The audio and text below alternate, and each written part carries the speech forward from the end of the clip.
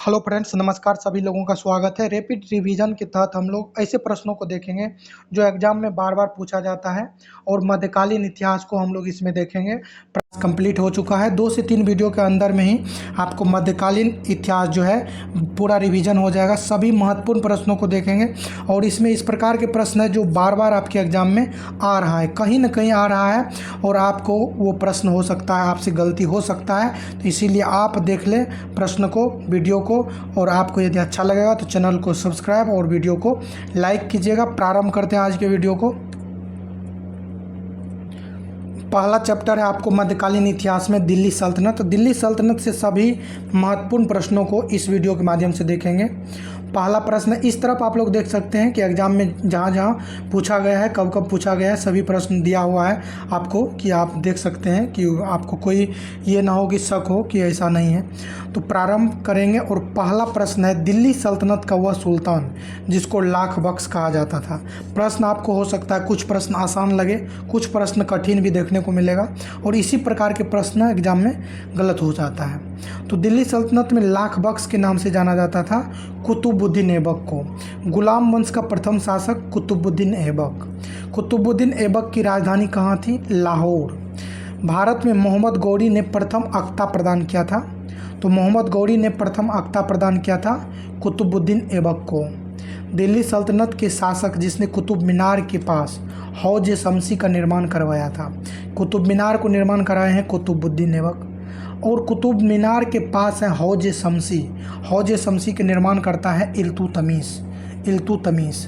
इल्तुतमिश शासक था गुलाम वंश का। इल्तुतमिश ने बिहार में अपना प्रथम सूबेदार मलिक जानी को नियुक्त किया था। इल्तुतमिश, मलिक जानी।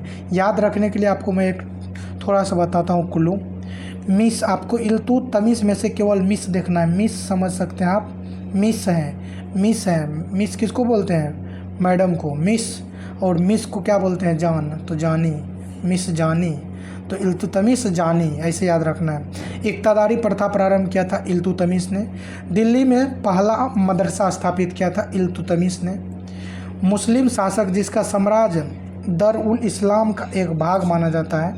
तो मुस्लिम शासक जिसका साम्राज्य जो है दारुल इस्लाम का एक भाग माना जाता था, तो ये इल्तुतमिश है। कुतुब मीनार का पूरा किया गया इल्तुतमिश के द्वारा। कुतुब मीनार पूरा करवाया था इल्तुतमिश। बिगरा राज चतुर्थ द्वारा निर्मित विद्यालय के स्थान पर निर्मित मस्जिद है अढ़ाई दिन का झोपड़ा। यानी अढ़ाई दिन का झोपड़ा जहाँ है वहाँ पे पहले बिगरा राज द्वारा निर्मित एक संस्कृत विद्यालय था। संस्कृत विद्यालय को तुड़वा करके अढ़ाई दिन का झोपड़ा बनाया गया और संस्कृत विद्यालय के निर्माता थे बिगरा राज चतुर्थ। ढाई दिन का झोपड़ा कहाँ क्या है? मस्जिद है। तो ये मस्जिद, आपको ये भी ध्यान रखना है। ढाई दिन का झोपड़ा क्या है पूछ देता है। मस्जिद है, मंदिर है, दरगाह है, तो आपको मस्जिद ध्यान रखना है। सल्तनत काल के सिक्के टांका, संसगनी एवं जीतल किस धातु के बने होते थे? तो चांदी एवं तांबा से बने होते थे। अपने सद्गुणों के बावजूद रजिया सफल नहीं हुई क्योंकि उच्च वर्ग को स्त्री शासन नापसंद था। अपने सद्गुणों के बावजूद रजिया सफल नहीं हुई थी क्योंकि उच्च वर्ग के जो लोग थे उनको स्त्री का शासन पसंद नहीं था। अमीर ए शिकार की पदवी पर बलबन को नियुक्त किया था रजिया सुल्तान ने। अमीर ए शिकार के पद पे बलबन को रजिया सुल्तान पुत्री थी इल्तुतमिश की। अगला प्रश्न है वह प्रथम मुस्लिम शासक जिसने शासन के सिद्धांत को राजाओं के ईश्वरीय अधिकार सिद्धांत थ्योरी ऑफ डिवाइन राइट के समान प्रतिपादित किया था। राजाओं के ईश्वरीय अधिकार सिद्धांत को प्रतिपादित करने वाले थे बलबन। दिल्ली सुल्तान जिसने रक्त एवं लोह की नीति अपनाई। तो रक्त एवं लोह की नीति बलबन के द्वारा अपनाई गई थी। राजत्व के उसके सिद्धांत प्रतिष्ठा, शक्ति और न्याय के सिद्धांतों पर आधारित थे। बलबन के बारे में ये शब्द कहे थे तो जियाउद्दीन बर्नी के द्वारा कहा गया था कि राजत्व के उसके सिद्धांत प्रतिष्ठा, शक्ति और न्याय के सिद्धांत पर आधारित थे। दिल्ली के कौन से सुल्तान ने सिजदा परंपरा की प्रारंभ किया था? तो सिजदा एवं पौवोस को प्रारंभ करने वाले कौन थे? बलबन। चालीसा ग्रुप की शक्तियों को तोड़ा था बलबन ने। चालीसा ग्रुप जो है, चालगानी एक समुदाय बना था इल्तुतमिश के समय, तो उसको तोड़ने वाले थे बलबन। तुगरिल खां ने डैश के शासनकाल के दौरान विद्रोह किया था। तो तुगरिल खां जो है विद्रोह किया था बंगाल में बलबन के समय में। उस समय बलबन जो है शासक थे। अब यहाँ से हम लोग देखेंगे खिलजी वंश। खिलजी वंश में है बाजार नियंत्रण के लिए प्रसिद्ध सुल्तान कौन है? अलाउद्दीन खिलजी। न जाने कितने बार कौन कौन से एग्जाम में प्रश्न पूछा जा चुका है, और कभी कभी हम लोगों से क्या होता है, आसान प्रश्न ही गलत हो जाता है। तो आप ध्यान से देखेंगे, खिलजी वंश का प्रथम शासक जलालुद्दीन खिलजी। खिलजी वंश का प्रथम शासक जलालुद्दीन खिलजी। दाग और हुलिया की प्रथा प्रारंभ किया था अलाउद्दीन खिलजी। वह सुल्तान जिसने अल्लाही दरवाज़ा का निर्माण किया, अलाउद्दीन खिलजी। सल्तनत काल में सार्वजनिक वितरण प्रणाली प्रारंभ किया था। सार्वजनिक वितरण प्रणाली अलाउद्दीन खिलजी ने। स्थापत्य कला में गुंबद को आधार प्रदान करने के लिए सबसे पहले भित्ति मेहराब प्रणाली का प्रयोग हुआ था। तो स्थापत्य कला में गुंबद को आधार प्रदान करने के लिए सबसे पहले भित्ति मेहराब प्रणाली का प्रयोग हुआ था अलाई दरवाज़ा में। भित्ति मेहराब प्रणाली किसमें? अलाई दरवाज़ा में। वह सुल्तान जिसने ज़मीन में फसल की नपाई का आधा राजस्व के रूप में दावा किया। वह सुल्तान जिसने ज़मीन में फसल की नपाई का आधा राजस्व के रूप में दावा किया, अलाउद्दीन खिलजी। अलाउद्दीन खिलजी। पद्मिनी घटना जुड़ी हुई है अलाउद्दीन खिलजी से। तो ये पद्मिनी कौन है? रानी पद्मिनी। रानी पद्मिनी के बारे में आप लोग सुने होंगे। अलाउद्दीन खिलजी के समय से जुड़ी हुई घटना है। अलाउद्दीन खिलजी के आक्रमण के समय चित्तौड़ का शासक राणा रतन सिंह, और राणा रतन सिंह की पत्नी थी रानी पद्मिनी, और राणा रतन सिंह को पराजित करके इनको वश में करना चाहा था, लेकिन इन्होंने आत्मदाह कर लिया था रानी पद्मिनी ने। तो ये पद्मिनी घटना जुड़ी हुई है अलाउद्दीन खिलजी से। 12 मासा की रचना करने वाले हैं मलिक मोहम्मद जैसी। रानी पद्मिनी का नाम अलाउद्दीन के चित्तौड़ विजय से जोड़ा जाता है। उनके पति का नाम क्या था? राणा रतन सिंह। रानी पद्मिनी के पति राणा रतन सिंह। अलाउद्दीन खिलजी के प्रसिद्ध सेनापतियों में से जिसकी मंगोलों के विरुद्ध लड़ते हुए मृत्यु हो गई थी। तो अलाउद्दीन खिलजी के प्रसिद्ध सेनापतियों में से मंगोलों के विरुद्ध लड़ते हुए जफ़र खान ने मृत्यु हो गई थी। जफ़र खान की मृत्यु हो गई थी, तो जफ़र खान है। अलाउद्दीन खिलजी द्वारा द्वार समुद्र की विजय के लिए नियुक्त किया गया था। तो द्वार समुद्र के विजय के लिए नियुक्त किया गया था मलिक काफूर को। द्वार समुद्र को जीतने के लिए किसको नियुक्त किया था? मलिक काफूर। इसको 1000 दिनारी भी कहते हैं। अलाउद्दीन खिलजी के आक्रमण के समय देवगिरी का शासक रामचंद्र देव था। देवगिरी का शासक रामचंद्र देव था। खूत और मुकदमों को इस हद तक पदावनत कर दिया कि उनकी स्त्रियों को मुसलमानों के घरों में काम करना पड़ता था। उनकी स्त्रियों को मुसलमानों के घरों में काम करना पड़ता था। अलाउद्दीन खिलजी के समय में कह रहा है कि खूत और मुकदमों को इस हद तक पदावनत कर दिया कि उनकी स्त्रियों को मुसलमानों के घरों में काम करना पड़ता था। ये किसके समय में? अलाउद्दीन खिलजी के समय में। खलीफा की शक्ति का विरोध किया था किसने? अलाउद्दीन खिलजी ने खलीफा की शक्ति का विरोध किया था। वह सुल्तान जिसके काल में खालसा भूमि अधिक पैमाने पर विकसित हुई। खालसा भूमि मतलब क्या? सरकारी भूमि अलाउद्दीन खिलजी के समय में अधिक पैमाने पर विकसित हुई थी। नेक्स्ट है अलाउद्दीन दिल्ली का प्रथम तुर्की सुल्तान था जिसने धर्म को राज के अधीन लाने का और ऐसे घटकों से परिचय कराने का श्रेय जाता है, और सैद्धांतिक रूप में राज को धर्मनिरपेक्ष बनाते हैं। ये शब्द लिखे हैं A.L. श्रीवास्तव। एक बार मैं दोहरा रहा हूँ कि अलाउद्दीन दिल्ली का प्रथम तुर्की सुल्तान था जिसे धर्म को राज के अधीन लाने का, मतलब धर्म को राज के अधीन लाने का और ऐसे घटकों से परिचय कराने का श्रेय जाता है जो सैद्धांतिक रूप में राज को धर्मनिरपेक्ष बनाते हैं। ये शब्द A.L. श्रीवास्तव के द्वारा कहा गया है। ये इतिहासकार है A.L. श्रीवास्तव। अब हम लोग देखेंगे तुगलक वंश। तुगलक वंश से सभी महत्वपूर्ण प्रश्नों को जो एग्जाम में कई बार बन चुका है और भविष्य में भी यहाँ से प्रश्न देखने को मिलेगा, आपको इसी वीडियो से देखने को मिलेगा। यदि आपको मध्यकालीन इतिहास से प्रश्न बनता है तो बस इतना में से ही दिख जाएगा, क्योंकि आप जानते होंगे प्रश्न जो एग्जामिनर है उनका ये मकसद नहीं है कि आप प्रश्न बना ही ना पाए, तो वो मकसद नहीं रहता है। तो यहाँ से पहला प्रश्न है, मोहम्मद बिन तुगलक ने अपनी राजधानी दिल्ली से स्थानांतरित करके दौलताबाद ले गया था। अपनी प्रजा में गंभीरता से भेदभाव और अन्याय को समाप्त करने के प्रयास किए। अपने प्रजा में गंभीरता से भेदभाव और अन्याय को समाप्त करने का प्रयास किए थे मोहम्मद बिन तुगलक ने। वह शासक जिसके शासनकाल के विषय पर इब्न बतूता की रहला प्रकाश डालती है तो मोहम्मद बिन तुगलक के शासन पर डालती है। जिस दिल्ली सुल्तान ने एक कृषि विकास के मंत्रालय की स्थापना की तो मोहम्मद बिन तुगलक के समय में एक कृषि विकास मंत्रालय की स्थापना हुई थी। जागीर बांटने की फिरोज शाह तुगलक की नीति के पीछे डैश की शक्ति थी तो परंपरागत विशिष्ट वर्ग को समर्पण। जागीर बांटने की जो फिरोज शाह तुगलक की नीति थी इसके पीछे परंपरागत विशिष्ट वर्ग के समर्पण शामिल थे। नेक्स्ट है वह सुल्तान जिसके दरबार में सबसे अधिक गुलाम थे फिरोज शाह तुगलक के समय में। फिरोज शाह तुगलक ने संस्कृत पांडुलिपि का डैश के नाम से फारसी में अनुवाद किया था तो फिरोज शाह तुगलक ने संस्कृत पांडुलिपि का दलाइल ए फिरोज शाही के नाम से अनुवाद किया था। संस्कृत पांडुलिपि का दलाइल ए फिरोज शाही के नाम से फारसी में अनुवाद करवाया। वह शासक जिसने गुलामों हेतु विभाग स्थापित किया फिरोज शाह तुगलक दीवाने बंदगान फिरोज शाह तुगलक ने। वह सुल्तान जिसने फलों की गुणवत्ता सुधारने के लिए उपाय किए फिरोज शाह तुगलक फलों की गुणवत्ता के लिए उपाय किया था।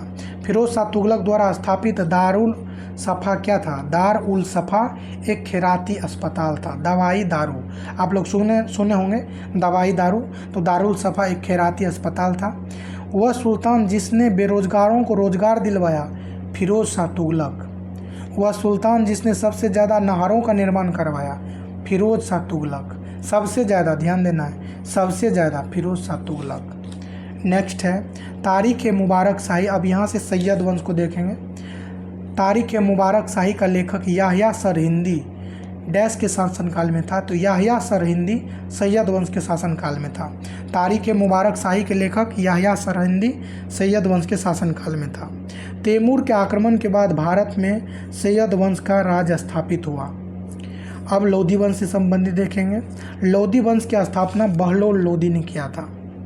वह सुल्तान जिसने एक नगर बसाया अब आगरा है। सिकंदर लोधी ने 1504 में आगरा नगर को बसाया था और 1506 में आगरा को राजधानी बनाया था। अब जो है सल्तनत काल के तहत विविध प्रश्नों को देखेंगे। दीवान इंसा का संबंध है शाही पत्राचार व्यवहार से। शाही पत्राचार से दीवान इंसा। दिल्ली सल्तनत के दौरान मुकद्दम या चौधरी पद का इस्तेमाल किया जाता था गांव के सरपंच के लिए। मुकद्दम या चौधरी पद का इस्तेमाल गांव के सरपंच के लिए। तबकात अकबरी जिसे कभी कभी अबुल फजल के अकबरनामा से अधिक विश्वसनीय माना जाता था लिखा गया निजामुद्दीन अहमद के द्वारा। तबकात अकबरी जिसे कभी कभी अबुल फजल के अकबरनामा से अधिक विश्वसनीय माना जाता है तो तबकात अकबरी को लिखने वाले हैं निजामुद्दीन अहमद।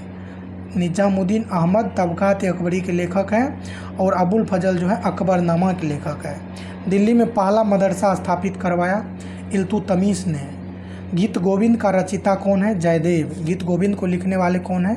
जयदेव। तराइन के द्वितीय युद्ध में पृथ्वीराज चौहान भारतीय शासक थे जो पराजित हुए थे। तराइन के द्वितीय युद्ध 1192 में हुआ था।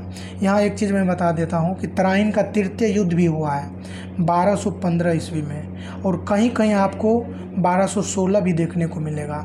तराइन का प्रथम युद्ध 1191, द्वितीय 1192 और तृतीय जो है 12 से 15 ईस्वी में युद्ध हुआ है। अगला है गजनी के महमूद ने सोमनाथ मंदिर का विध्वंस किया था 1026 ईस्वी में। गजनी के महमूद ने सोमनाथ मंदिर का विध्वंस 1026। बहमनी राज का संस्थापक अलाउद्दीन हसन। दक्षिणी चित्रकला का विकास कब हुआ था? बीजापुर के गोलकुंडा से। दक्षिणी चित्रकला का विकास हुआ था कहाँ से? बीजापुर के गोलकुंडा से। अब यहाँ से विजयनगर साम्राज्य प्रारंभ हो रहा है तो कवर कर लेता हूँ ताकि नेक्स्ट पार्ट जो लाएगा उसमें कम ही रहेगा। तो विजयनगर साम्राज्य से महत्वपूर्ण प्रश्नों को प्रारंभ करते हैं और विजयनगर साम्राज्य में हरिहर एवं बुक्का के बारे में आप लोग सुने होंगे, इन्हीं के द्वारा स्थापित किया गया था। तो पहला प्रश्न है विजयनगर राज्य की स्थापना हुई थी हरिहर एवं बुक्का के द्वारा 1336 में स्थापित किया गया था। फारसी यात्री अब्दुल रजाक भारत में देवराय द्वितीय के शासनकाल में अब्दुल रजाक आए थे। नेक्स्ट है तक जिसने बहमनियों से गोवा को छीना था हरिहर द्वितीय। विजयनगर साम्राज्य के कृष्णदेव राय समकालीन थे, तो ये बाबर के समकालीन थे। चलिए नेक्स्ट है कि विजयनगर के जिस सम्राट ने तेलुगु और संस्कृत साहित्य में सर्वाधिक योगदान दिया था वह है कृष्णदेव राय। विजयनगर के राजा कृष्णदेव राय ने गोलकुंडा का युद्ध कुली कुतुब शाह के साथ लड़ा था। विजयनगर साम्राज्य का अवशेष मिलता है हम्पी में। विजयनगर साम्राज्य की वित्तीय व्यवस्था का मुख्य विशेषता भू राजस्व था। तालीकोटा का युद्ध 1565 ईस्वी में लड़ा गया था। अब यहाँ से 15वीं और 16वीं शताब्दी के धार्मिक आंदोलन प्रारंभ हो गया है। तो इसमें महत्वपूर्ण प्रश्न है, निजामुद्दीन औलिया किस सूफी संप्रदाय के अनुयायी थे? तो निजामुद्दीन औलिया चिश्ती सूफी संप्रदाय के अनुयायी थे। 10वें सिख गुरु का नाम क्या है? गुरु गोविंद सिंह। भारत में सूफी के चिश्ती संप्रदाय की स्थापना मोइनुद्दीन चिश्ती ने किया था। सूफीवाद घनिष्ठतः संबंधित है इस्लाम से संबंधित है। अगला है, वह प्रथम व्यक्ति जिसने वहदत उल वजूद सिद्धांत को सूफी मत में प्रतिपादित किया? इब्नुल अरबी। वह प्रथम व्यक्ति जिसने वहदत उल वजूद सिद्धांत को सूफी मत में प्रतिपादित किया? इब्नुल अरबी। अनहलक का अर्थ क्या होता है? मैं खुदा हूँ। अनहलक का अर्थ होता है मैं खुदा हूँ। अनहलक का अर्थ होता है मैं खुदा हूँ। अपने अनुयायियों द्वारा महबूब इलाही नाम से जाना जाता था शेख निजामुद्दीन औलिया। निजामुद्दीन औलिया चिश्ती संप्रदाय से जुड़ा हुआ था। शेख निजामुद्दीन औलिया थे एक सूफी संत। नेक्स्ट है, शेख बहाउद्दीन जकारिया किस संप्रदाय से जुड़े हुए थे? तो शेख बहाउद्दीन जकारिया जो है सोहरावर्दी संप्रदाय से जुड़ा था। मध्यकाल में बिहार शरीफ का नगर महत्वपूर्ण रहा विद्या केंद्र के रूप में, धार्मिक केंद्र के रूप में। विद्या केंद्र और धार्मिक केंद्र के रूप में बिहार शरीफ जो है प्रसिद्ध रहा। बिहार के सुप्रसिद्ध संत सरफरुद्दीन मनेरी का संबंध है फिरदौसी संप्रदाय से। दक्षिण भारत के शैव संतों को कहा जाता था नैनार। शैव संतों को क्या कहा जाता था? नैनार। सभी भक्ति संतों के मध्य एक समान विशेषता थी कि उन्होंने अपनी वाणी को उसी भाषा में लिखा जिसे उनके भक्त समझते थे। मत्स्येंद्र नाथ द्वारा स्थापित संप्रदाय योगिनी कोल मत्स्येंद्र नाथ के द्वारा स्थापित है योगिनी कोल।